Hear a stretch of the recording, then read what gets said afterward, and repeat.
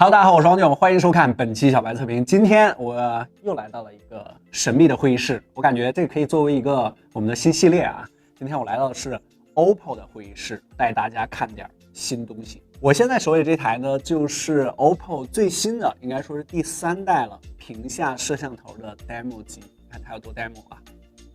其实这个尺寸我还挺喜欢的，5.5寸。最早其实在2019年的时候，我来参加 OPPO 的未来科技大会，是在线下第一次看到屏下摄像头的手机。当时那个片段好像很多小伙伴还很关注啊，虽然说它明显能看出来那块要暗一些，但是这台到了第3代，如果我不告诉你的话，你是发现不了它其实屏幕下面还有一颗摄像头的。其实之前 OPPO 也做过很多方面的技术探索，比如说有 N 系列啊、Find 系列啊，总是能够拿出来一些新东西。这台的实际效果怎么样？屏下摄像头到现在到底发展到什么程度了？我们一起来看一看。对于屏下摄像头呢，大家无非关注的就2个点。第一个就是我们之所以要屏下摄像头，就是想要一个完整的正面的一个显示区域，就是不希望有什么机械结构呀，不希望什么刘海啊、挖孔啊，我都不想要，我就要完完整整的一块屏幕。我刚才也打到了几个界面了啊，比如说我们刷网页，大家可以看一下，浅色的界面下动各个角度，其实你是感受不到的，因为之前在浅色界面下，其实对于屏下摄像头来说是一个很大的技术难点，因为一旦浅色了，你这个透光的这个效果，就是自然光都会射进去，你就会感觉有个阴影。但是现在基本上都没有。我们再打开一个百度地图，我们就玩一个难点的啊，我们就把这个文字放在这个位置，完全感知不出来，这个字体的边缘都是非常精细的啊。这有一个施工的标志，我现在这个施工的这个标志就是屏下摄像头的位置，但是我们左右移动，看一下，它是完全没有什么像素点的跳动啊，或者说有一些像素点显示上的问题是完全没有的。我们再来看一下，如果你要是看电子书的情况下，完全感知不到。之前的话呢，其实在一些特殊角度，这个屏下摄像头是非常明显的，但是刚才这个我试了一下，各个角度其实都没有。而且我们注意到这款 Demo 机呢，它其实是一个柔性的屏幕，然后它一边呢给做成了这种曲面的。OK， 现在呢我要告诉大家它的位置在哪儿，因为现在我要实际演示的话，你永远感知不到这个镜头在哪里。我刚才看了特别多地方啊，就试了各种各样的 App， 发现了一个小点。就比如说在通知中心这一版的这个 ColorOS 上啊，你可以浅浅的，我不知道这镜头能不能拍得出来啊，但是我肉眼其实能够感知到，这里有一个小小的圆环，这个隐藏效果给打几分呢？大家可以走波弹幕啊，我觉得9.9分应该是没有问题了。我们来试一下它点亮屏幕会不会有什么区别啊？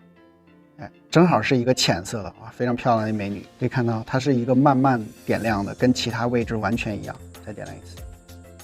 啊，哎，正好也是一个浅色的。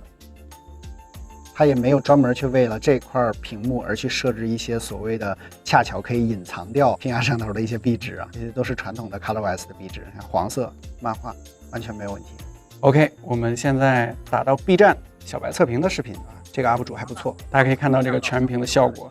啊，白色、黑色随时切换，这样你在看视频的时候就会达到一个更好的沉浸感，没有什么刘海啊、挖孔啊来干扰你。我觉得这应该是屏下摄像头非常重要的一个优势。我现在把它拿到了窗边，外面的这个阳光还是非常烈的。我们来看一下它的效果，浅色、纯浅色，我们达到一些深色的界面，其实深色就更好办了。我们在刷短视频的时候设置了一下，没有任何问题，就是这种非常频繁、非常快速的画面切换，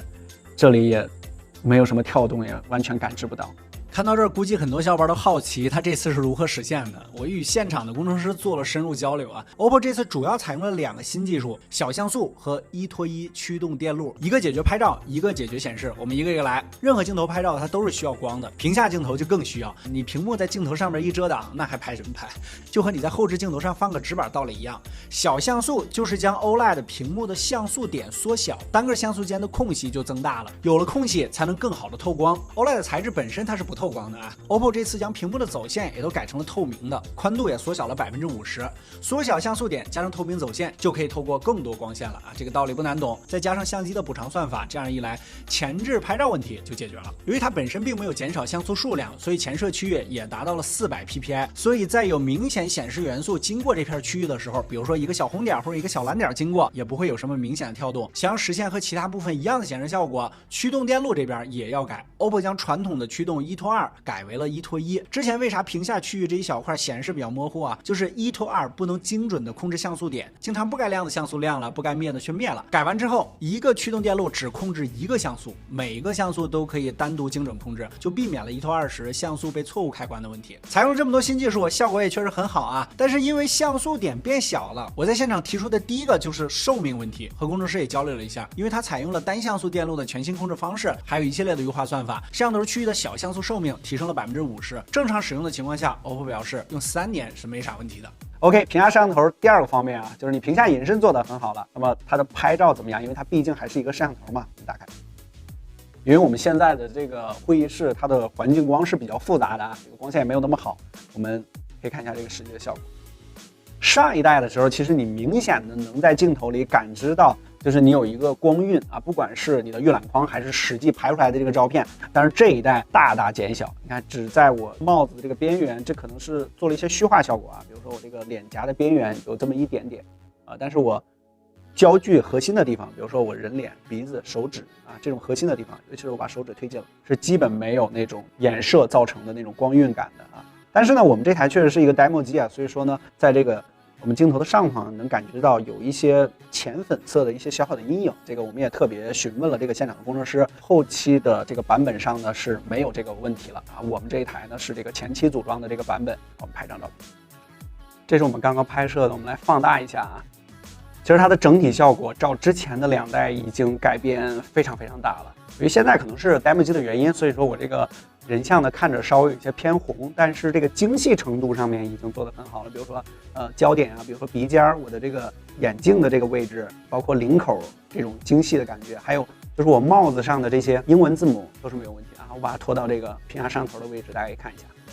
完全没有问题。OK， 我们现在再拍一下浅色的背景。这张浅色背景反而还要更好一些啊，可能是因为光线的原因，这个确实更加精细、更加精致，就和你正常的，比如什么刘海啊、挖孔啊，这个基本上是一样的。其实对于这个屏下摄像头来说，特别大的一个问题就是进光量，因为只要是摄像头就需要光来照亮你的传感器，那么这个屏下摄像头就意味着光首先要穿过 OLED 的这个屏幕。屏下摄像头已经说了很多年了，但是真正做出来的是寥寥无几。之前其实我们看第一代的时候，尤其是在浅色界面，它是比较明显的，尤其是在一些特殊角度的时候，而且我们从这台 demo 机上也能看到它的厚度是非常薄的。我也问了一下，就是会不会增加整个屏幕模组的厚度啊？也是不会的，意味着未来的这个屏下摄像头的手机不会因为加入这个技术而增加重量也好啊，或者说增加你黑边的宽度。看到这黑边基本上4边已经等宽了，而且厚度也都不会增加。非常期待它什么时候能上这个 OPPO 的这个手机，追求更高更完整的